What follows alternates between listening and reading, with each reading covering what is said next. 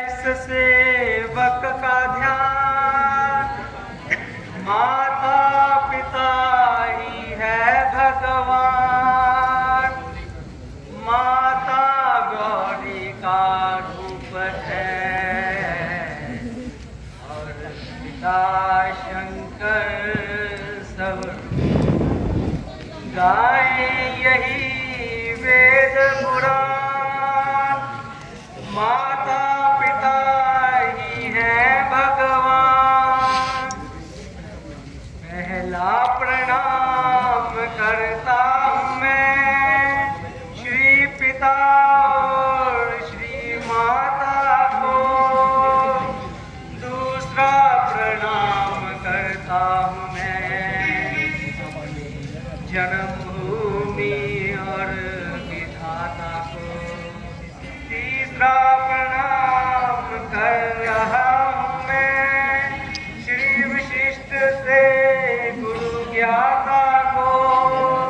चौथा प्रणाम करता हूँ मैं दशरथ से नृपसुख दाता को। धन्य घड़ी और धन्य आए शरण कुमार।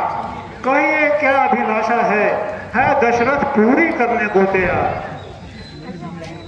निसंदेह ज्यों तारों में चंद्रमा, जल में सुरसुरी धार। पुत्र रतन में एक है, त्यों ही श्रवण कुमार।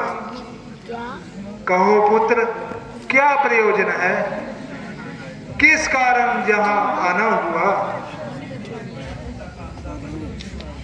मेरे माता पिता का अंधा बन मेरी असीम चिंता का कारण।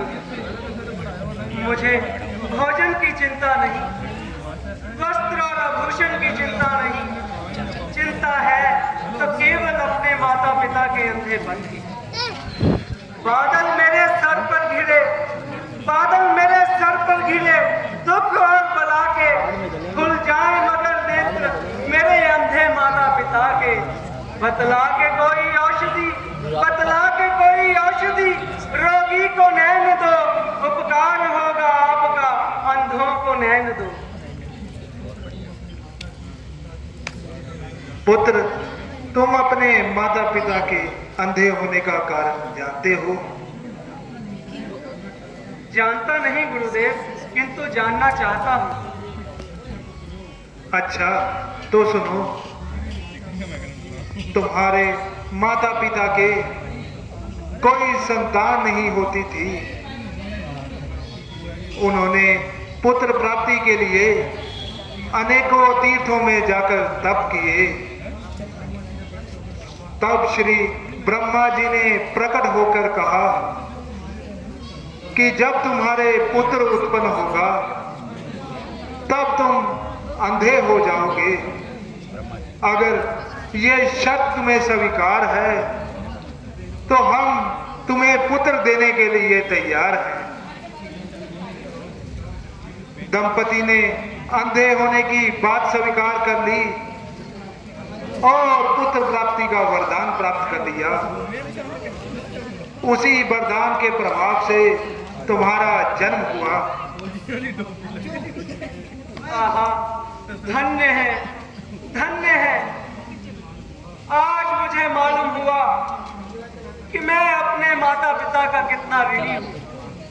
ओह, इतनी उदारता, इतनी ममता।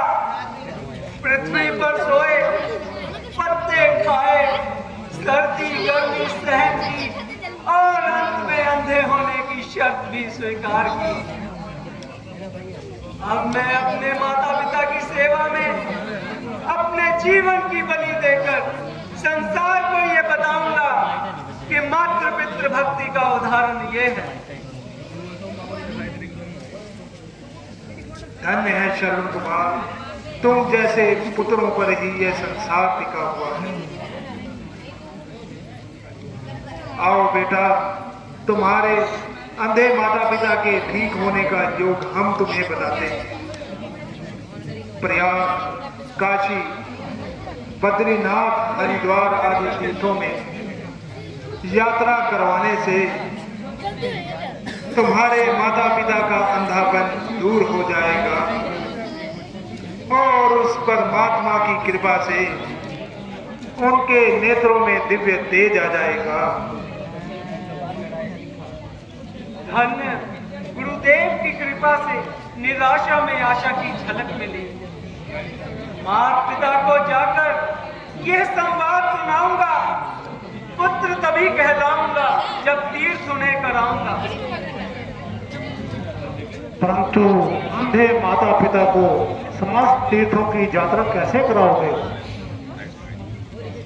परमात्मा की कृपा से, गुरुदेव के आशीर्वाद से और आपके प्रताप से उत्तम पवित्र काष्ठ की कावड़ एक बनाऊंगा। ठाकुर की तरह उन्हें उसमें बिठाऊंगा। श्रद्धा के साथ फिर मैं वह कावड़ उठाऊंगा। कंधे पे भार अपने धर्म का चढ़ाऊंगा। मालिक है वही, उनके ही आधार है बेड़ा। बल है जो मेरी भक्ति में तो पार है बेड़ा। धन्य शरण कुमार, तुम्हारी मातृ पितृ भक्ति धन्य है।